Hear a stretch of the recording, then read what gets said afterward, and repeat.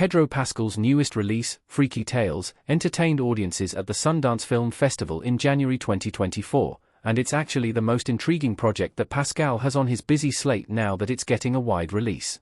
From directors Anna Boden and Ryan Fleck, Captain Marvel, Freaky Tales is a one-of-a-kind anthology movie, as it weaves together 4 interconnected stories that take place in Oakland, California in 1987. The fictionalized stories are set in and around real events from that time period, and the movie is intended to be a celebration of Oakland's culture at that point in time. Freaky Tales trailer gave audiences their first look at the heavily stylized genrebender, which has elements of action, comedy, and horror in different ratios. It plays heavily on the 1980s West Coast aesthetic, as the trailer showcases the vivid colors, unique clothing style, and distinct music of that time period.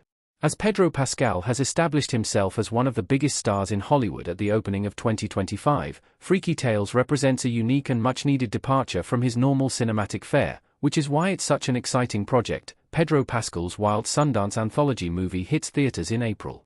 It arrives in advance of Pascal's other major 2025 projects. Cast of Freaky Tales from the movie's poster.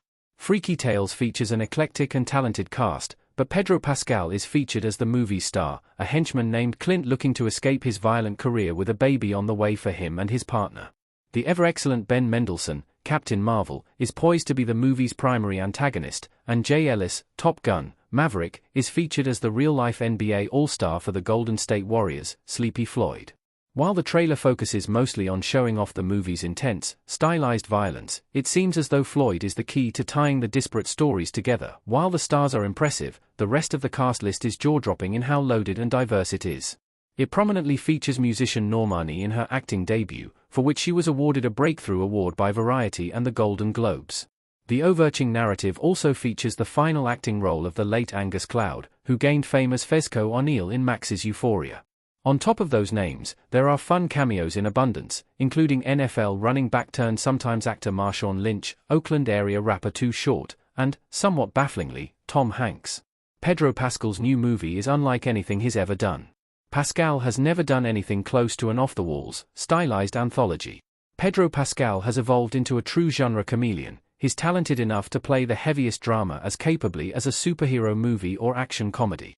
However, he's never really done anything as unique as the violent, period anthology movie that Freaky Tales is.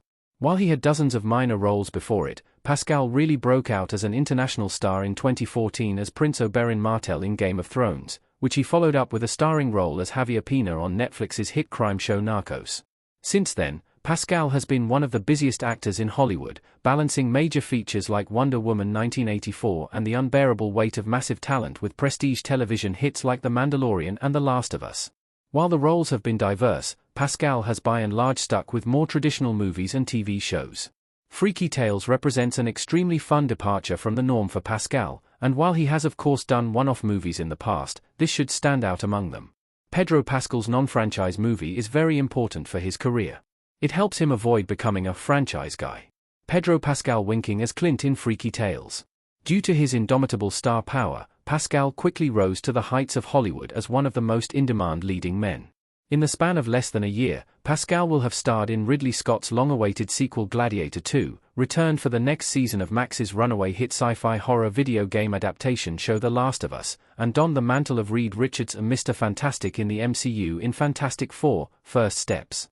He'll also reprise his role as Din Djarin in The Mandalorian and Grogu in the expanded Star Wars universe in 2026. Starring in a movie like Freaky Tales keeps Pascal from simply becoming a franchise guy, or an actor whose entire career becomes defined by just one or two roles.